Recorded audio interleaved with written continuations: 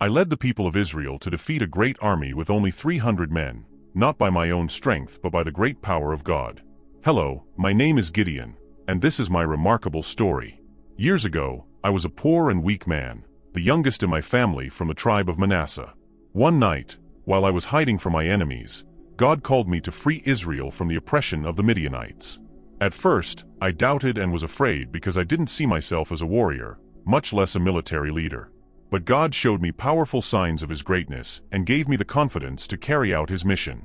With only 300 men chosen from thousands, we faced the enormous Midianite army, armed only with trumpets, clay jars, and torches. That night, God gave us victory in a miraculous way, proving that great victories are not achieved through strength or the number of warriors, but through His power. Although at the beginning of my calling I faced doubts and challenges, I learned that with faith and obedience to God, the greatest obstacles can be overcome. I invite you to stay until the end to hear the complete story of my life and learn valuable lessons for your spiritual growth. I am Gideon, and I want to tell you the story of how an ordinary man like me became an instrument of God's power. In those days, my people, Israel, were being oppressed by the Midianites. They destroyed our crops and plundered our villages, leaving us in misery and fear. We lived in a constant state of despair and oppression. One day, while I was hiding wheat in a barn so the Midianites wouldn't steal it, an angel of the Lord appeared to me. I was just a farmer, the youngest in the house of my father, Josh. I had never considered myself special, much less a leader. However, the angel greeted me, saying, "The Lord is with you, mighty warrior." When I heard those words, I was surprised. How could someone as insignificant as me be called a mighty warrior? Full of doubts, I responded, "Pardon me, Lord, but if the Lord is with us, why has all this happened to us?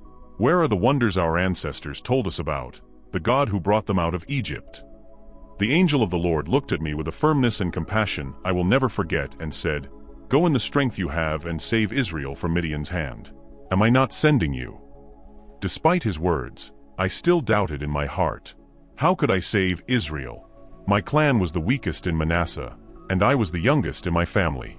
The angel reassured me, "I will be with you, and you will strike down all the Midianites, leaving none alive." At that moment, I asked for a sign to be sure it was really the Lord speaking to me. I prepared an offering of meat and unleavened bread and placed it on a rock as the angel had instructed. With the tip of his staff, the angel touched the offering, and fire came from the rock, consuming it instantly. Seeing this, my fear turned into reverence. I knew then that I was truly in the presence of a messenger of God. The angel disappeared, leaving me with a clear mission, but I was still afraid. That night, the Lord ordered me to tear down the altar of Baal that belonged to my father and cut down the Asherah pole beside it. I built an altar to the Lord and offered a sacrifice. Fearing the reaction of my family and the village, I did it at night. The next morning, when the people saw what I had done, they wanted to kill me. But my father, Josh, intervened and defended my action, saying, "If Baal really is a god, let him defend himself."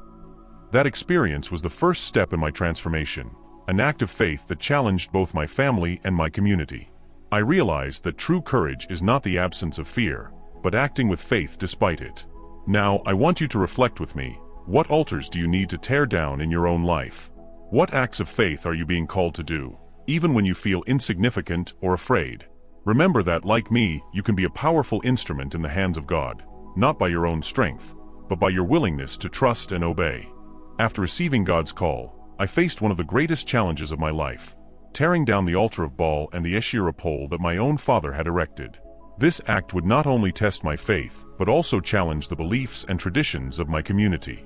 That night, while everyone was asleep, I took 10 of my servants, and with care, we made our way to the altar. I felt fear in my chest, but the conviction that I was doing God's will gave me strength. We tore down the altar of Baal and cut down the Asherah pole. In its place, we built a new altar to the Lord, and I offered a bull as a sacrifice, just as God had instructed. At dawn, the village woke up to find Baal's altar in ruins and a new altar dedicated to the Lord. The reaction was immediate and filled with fury. The men of the town wanted to know who had done this. When they discovered it was me, they went to my father's house, demanding my life. It was a moment of extreme tension. The air was thick with anger and confusion. My father, Josh, came out in front of the crowd. With surprising calm and wisdom, he said, "Are you going to defend Baal? Are you going to save him?" If Baal is really a god, let him defend himself because someone has torn down his altar." These words disarmed the fury of the crowd. From that day I was called Jerubbaal, which means, "Let Baal contend with him." This name became a symbol of my defiance of idolatry and my dedication to the true God of Israel. The impact of this act was profound. Not only did I tear down a physical altar, but I also began to dismantle the influence of idolatry among our people. However, this was just the beginning of my mission. News of my courageous act spread, and many began to see me as a leader capable of standing up to the Midianite oppressors. The situation in Israel was critical. The Midianites, Amalekites, and other eastern peoples had joined forces and crossed the Jordan River, camping in the valley of Jezreel. The pressure on our people was immense, and the need for a leader to guide the resistance was more urgent than ever. In the midst of this tension, the Spirit of the Lord came upon me. I sounded the trumpet and gathered the people behind me. I sent messengers to all the tribes of Manasseh, Asher, Zebulun, and Naphtali, calling them to join the battle against our oppressors. The response was overwhelming. Brave men from all over gathered, ready to fight for Israel's freedom. After tearing down Baal's altar and gathering the men of Israel to fight against the Midianites, my heart was still full of doubts. I knew the task ahead of me was enormous, and although God had called me, I needed further confirmation to be sure I wasn't making a mistake. One night, in the midst of my uncertainty, I knelt down and spoke to God. I asked him for a clear and specific sign. I placed a wool fleece on the ground and said, "If you will truly save Israel by my hand, as you have promised, then here is the test. If the dew only wets the fleece and the ground around it stays dry, I will know that you have called me." At sunrise, I went to check the fleece. My heart was pounding as I lifted it. The fleece was soaked with dew, enough that I could fill a bowl with the water, while the ground around it remained dry. This sign amazed me, but I still needed further confirmation to fully dispel my doubts. The next day, I asked God for another sign, but this time the reverse, that the fleece remained dry while the ground around it would be wet with dew. In his infinite patience, God granted my request. The next morning, the fleece was dry, and the ground around it was soaked with dew. With these signs, my doubts disappeared, and my faith was greatly strengthened. The night I led my 300 men into battle against the Midianites is one of the most memorable of my life. We had reduced our army, following God's instructions, and although we were few in number, I had a confidence that could only come from the Lord. The strategy God gave me was very unusual. I armed each man with a trumpet, an empty clay jar, and a lit torch inside the jar. We divided into 3 groups and surrounded the Midianite camp. In the darkness of the night, the enemy camp was silent, unaware of the disaster about to unfold. At the signal, we all broke the jars, raised the torches, and blew the trumpets, shouting, "For the Lord and for Gideon." The sound of the trumpets, the sudden light from the torches, and the clatter of the breaking jars threw the enemy camp into total confusion. The Midianites, terrified and disoriented, woke up believing they were being attacked by a great army. In their panic, they turned on each other with their swords. Those who survived fled in desperation, and we pursued them to ensure they couldn't escape. This victory not only freed Israel from Midianite oppression, but it also demonstrated God's power and his ability to save, not through human strength, but by his divine will. The news of our victory spread quickly, and soon the tribes of Ephraim, Naphtali, Asher, and Manasseh joined in the pursuit of the enemy. It was a time of unity and celebration for Israel. However, not everything was easy. Some leaders from Ephraim were upset that I hadn't called them earlier to join the battle. I explained to them that the entire battle strategy had been directed by God, and their participation was crucial in capturing the Midianite leaders. With this explanation, they calmed down and understood that the glory belonged solely to the Lord.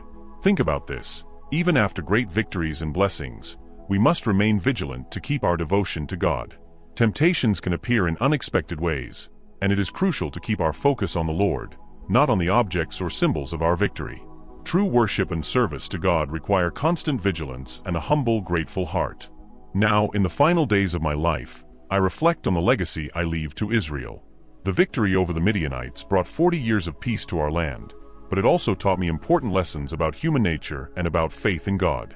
After this great victory, the people asked me to be their ruler and to establish a dynasty. I refused this offer, telling them, "The Lord will rule over you." I knew that the success wasn't mine but came from God's power, and I wanted to ensure that the people understood this. However, I made a mistake that would have lasting consequences.